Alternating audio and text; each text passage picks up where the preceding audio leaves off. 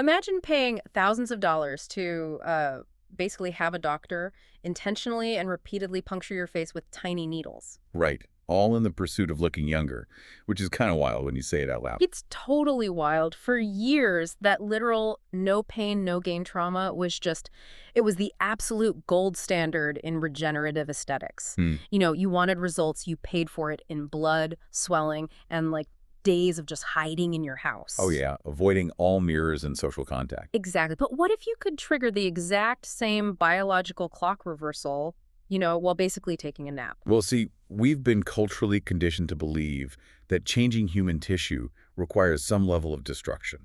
I mean, we really have. Yeah, it's that fitness analogy, right? Like tearing a muscle to build it back stronger. Exactly. And when you look at a market that is just currently flooded with devices claiming to turn back the clock, cutting through the marketing is tough. I mean, understanding the actual cellular biology is really the only way to figure out what actually works and what is, just noise. Yeah, right. And you listening are someone who loves staying informed, so you have probably noticed just how overwhelming this world of longevity tech has become. It's a total alphabet soup. It really is an alphabet soup of acronyms and wild promises. So for this deep dive, we are stripping away the marketing completely. We are looking at a highly detailed clinical breakdown written by Dr. Corina Ianculovici. Yes, from the Mirelle Institute for Longevity and Regenerative Medicine out in New Jersey. Right. And her clinical perspective is crucial here, I think. It is because her background actually focuses on functional longevity medicine.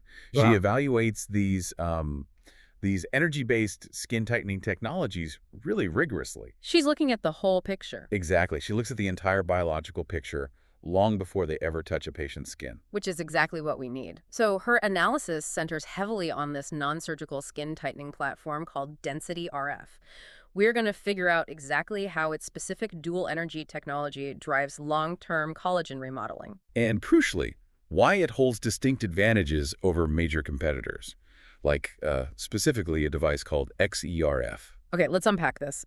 Because to really understand why this technology is shifting the paradigm, we have to stop throwing the word radiofrequency around like it's just magic. Right, like it's a spell you cast. Yeah, exactly. We need to look at the actual physics. So what is radiofrequency actually doing to a human cell? So radiofrequency, or RF, is simply a type of electromagnetic wave.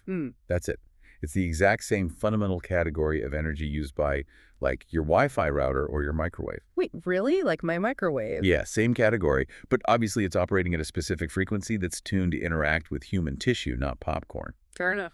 So when those RF waves enter the skin, they actually encounter physical resistance from the tissue itself. Oh, kind of like electrical resistance in a wire. Like the tissue pushes back and that resistance generates heat? You nailed it. The tissue heats up to a very precise, very controlled temperature. We're typically hovering between 40 and 45 degrees Celsius down to the deeper layers. Which is pretty warm. It is. And at that specific thermal threshold, something fascinating happens to the existing collagen in your skin. So collagen proteins are naturally shaped like these tight triple helixes. Like twisted springs. Yes, Okay. exactly. But as we age, or, we sustain sun damage over the years, those helixes loosen and degrade, which is physically why our skin begins to sag. The springs get all stretched out. Right. The heat from the RF energy causes the hydrogen bonds in those old, loose collagen fibers to break down. They literally denature or unwind. So it basically melts the old structure down? Basically, yeah. Yeah. It disrupts the old structure just enough that the body's immune system says, hey, these fibers are damaged. And this triggers an immediate localized wound healing cascade. Oh, wow. The body just sounds the alarm and sends in the fibroblasts. And fibroblasts are these specialized cellular factories responsible for neocollagenesis. Which is weaving brand new collagen. Exactly. Weaving new, tightly bound collagen fibers. Plus neoelastogenesis, which produces the elastin that gives skin its snap. Okay, so waking up the fibroblasts sounds like the exact same biological mechanism as RF microneedling, though. Like the whole point of microneedling is causing a physical injury, so the fibroblasts rush in to fix the damage. Right. The biological end goal is identical, activate the fibroblasts. Yeah. But the method of delivery is fundamentally different here. Because of the needles. Exactly. RF microneedling uses actual physical needles to puncture the epidermis, which is that protective top layer of the skin, and then it fires the energy into the wound. It relies on intentional surface trauma. Which makes sense if you're trying to fix the surface, right? Yes. I mean, if a patient is trying to physically remodel the surface of the skin to erase, say, severe acne scars or shrink enlarged pores, creating microwounds works. But the clinical breakdown points out the massive trade-off there. Because you are physically breaking the skin barrier, you are dealing with redness, swelling, extreme sensitivity, like actual recovery time. Oh, absolutely. You can't just go back to the office or, hit the gym after having your face repeatedly punctured. It's a medical procedure. And that's where density RF changes the game, right? Because it bypasses the surface trauma completely. Completely. It is a totally non-invasive technology. There are no needles, no incisions, no open wounds whatsoever. So how does the energy get in? The electromagnetic energy just passes straight through the epidermis without damaging it at all. It deposits the heat directly into the dermis below. Because the surface remains completely intact, the downtime is zero. Wow. Zero downtime removes a massive psychological barrier. I mean, busy professionals, executives, parents, constantly on the go. They cannot afford to vanish for a week to recover from a cosmetic procedure. What's fascinating here is that offering that level of cellular remodeling without the trauma, it just opens up the technology to people who previously just opted out entirely. They just said, nope, not for me. But here is where my brain gets a little stuck. If we are bypassing the surface completely to avoid damage, how are we controlling where that invisible energy actually goes? That's the big question. Yeah, because it kind of feels like we're just firing microwaves at the face and hoping for the best. I get that. But controlling the depth of the energy is the core engineering challenge of aesthetic medicine. And this brings us to exactly how density RF is categorized. It's a dual energy platform. It uses two completely different, highly specific types of radiofrequency circuits in a single machine: monopolar RF and bipolar RF. Okay, so break down the physics of those circuits for us. Like, what is monopolar RF actually doing? Well, think about how electricity flows, right? In a monopolar setup, there is a single active electrode. That's the wand touching the patient's face, and a grounding pad placed somewhere else on the patient's body, usually on their back or their thigh. Oh, so the energy leaves the wand, travels deep through the facial tissue, and completes the circuit by traveling all the way down to that grounding pad. Exactly. The energy is basically being pulled straight down through the body. Because it is actively seeking that distant grounding pad, monopolar energy inherently penetrates deeply into the thickest parts of the dermis and the subcutaneous tissue. Right. And that is exactly where the heavy, structural, foundational collagen remodeling happens. Okay, and then you have the bipolar radiofrequency circuit, and just by the name alone, it sounds like the energy is behaving completely differently. It is. With bipolar RF, both the positive and negative electrodes are located directly on the handpiece itself. They're positioned right next to each other. So there's no grounding pad on the back? Nope. The energy arcs purely between those 2 points on the wand. It never travels through the rest of the patient's body. Oh. Because the two poles are practically touching, the energy only penetrates a fraction of the distance into the skin. Right. Physics dictates that the depth of penetration in a bipolar system is basically roughly half the distance between the two electrodes on the wand. Oh, wow, so it's super shallow. Incredibly shallow and highly concentrated. It focuses the thermal energy exclusively in the upper layers of the skin, much closer to the surface. Let me map this onto a real-world scenario to make it intuitive, because, I love an analogy. Go for it. Let's say you are renovating a century-old house that has started to sag. Using the monopolar RF is like going down into the dirt basement and reinforcing the deep foundation and the main structural load-bearing beams, right? You'll like this, yes. You absolutely have to do that if you want the house to stand up straight long-term. But the bipolar RF is like coming upstairs into the living room, patching up the hairline cracks in the drywall, smoothing out the plaster, and just perfecting the surface aesthetics. That is a perfect analogy. Good. You need both the foundation repair and the surface drywall work to actually make the house look and feel brand new. Right. In the past, providers were forced into a single energy approach. They had a machine that fired energy at one specific depth, and they had to use it everywhere. Which completely ignores the reality of human anatomy. Like, a single depth makes no sense. Exactly. Human tissue is incredibly variable. The skin on a patient's jawline, with its thicker fat pads and deeper structural ligaments, is vastly different in composition from the incredibly delicate, thin skin right around their eyes or on their neck. So what does this all mean for the actual patient sitting in the chair while the provider uses this dual energy system? It means the clinician has real-time, customizable precision.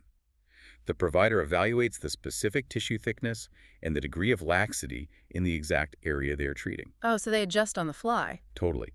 Yeah. If they are working on thick tissue with deep sagging along the jowls, they lean heavily on the monopolar energy to repair that deep foundation. Fix the basement. Right.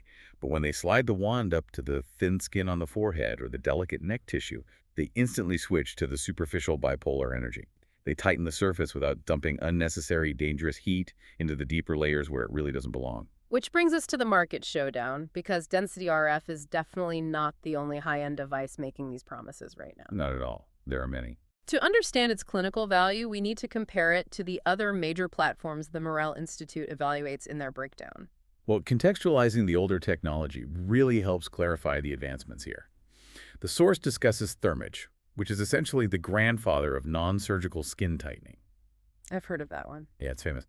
Thermage relies entirely on monopolar radiofrequency. So it established the foundational basement repair, but it didn't have the bipolar tools to come upstairs and fix the drywall. Exactly.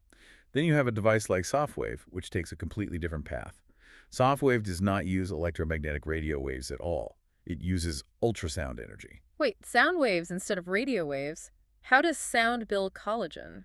Ultrasound utilizes high-frequency acoustic waves.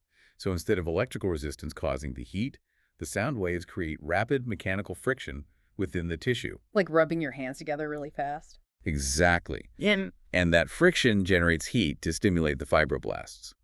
It is highly effective for specific superficial lifting, but the physics of sound waves restrict it to a very fixed depth in the tissue, usually around 1.5 millimeters.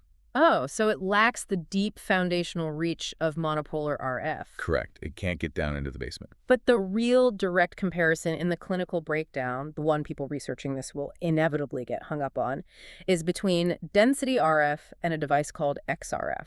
Because on paper, they sound identical. They do.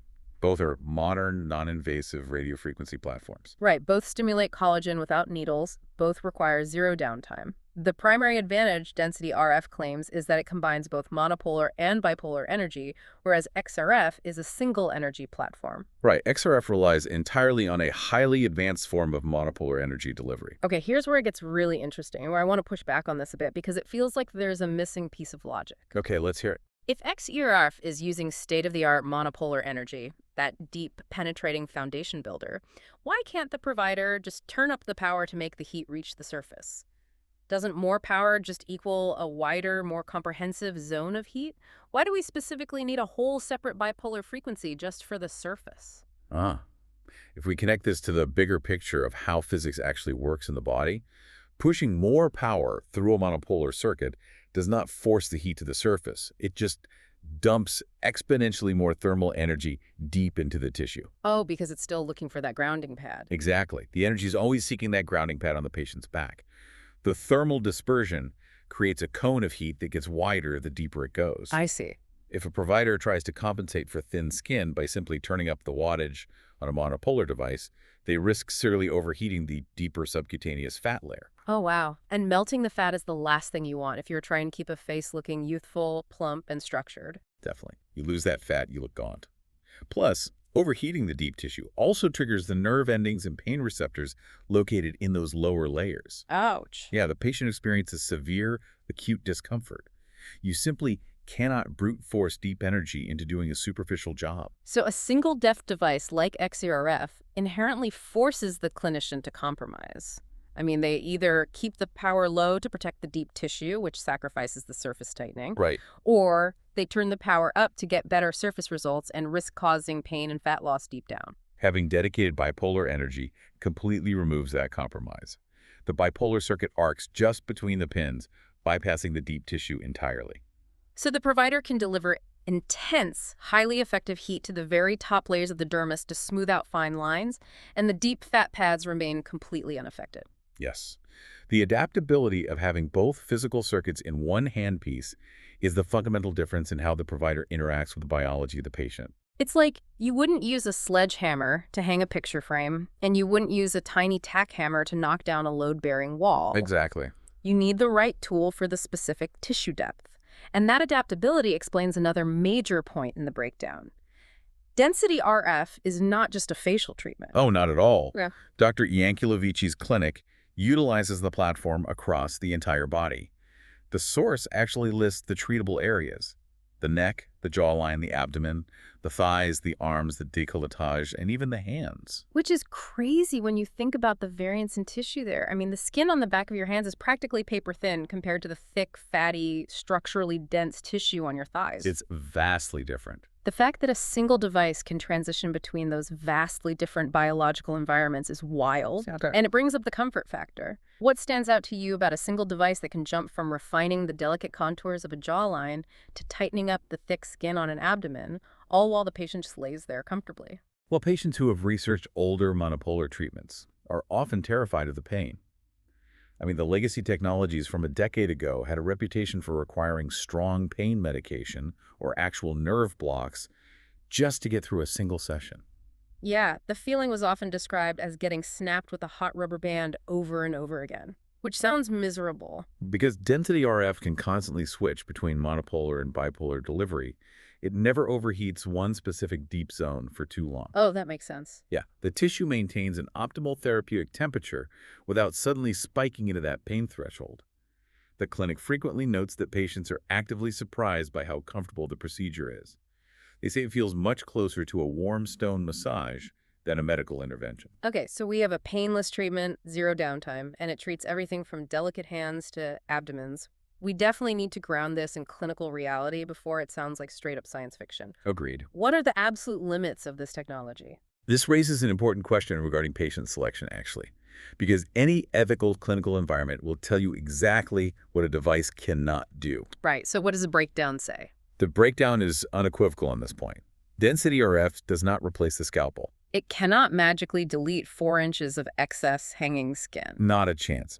If a patient presents with severe, advanced skin laxity like heavy drooping jowls or significant amounts of loose abdominal skin post-weight loss, they require a surgical intervention. Like a traditional facelift or a tummy tuck. Exactly. Energy devices do not physically excise tissue. So the ideal candidate is someone looking for meaningful, natural-looking contour refinement. They want to wake up their skin's structural integrity, not surgically pull it tight across their skull. It is about reversing the degradation of the tissue, not altering the fundamental physical architecture of the face.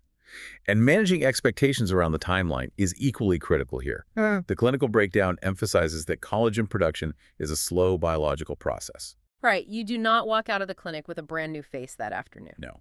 While the immediate heat causes existing collagen to contract, which gives a really nice temporary flash of tightness right after the treatment, the true cellular remodeling takes weeks and months. Because the body needs time for the fibroblasts to build new protein. Exactly. The results are progressive. The patient looks better at week 4, even better at week 8, and the peak structural results often manifest 3 to 6 months post-treatment. Okay, so you avoid the trauma, the needles, and the hiding phase entirely, but you trade it for a gradual, natural evolution. Which a lot of people prefer. Absolutely. Let's pull all of this together for you listening. We set out to cut through the absolute noise of the longevity and aesthetics market to figure out the actual mechanics of the newest generation of non-surgical skin tightening. And the clinical data from the Mirelle Institute clearly points to density RF as a major leap forward in the category. And its distinct advantage over competitors like XERF boils down to physics.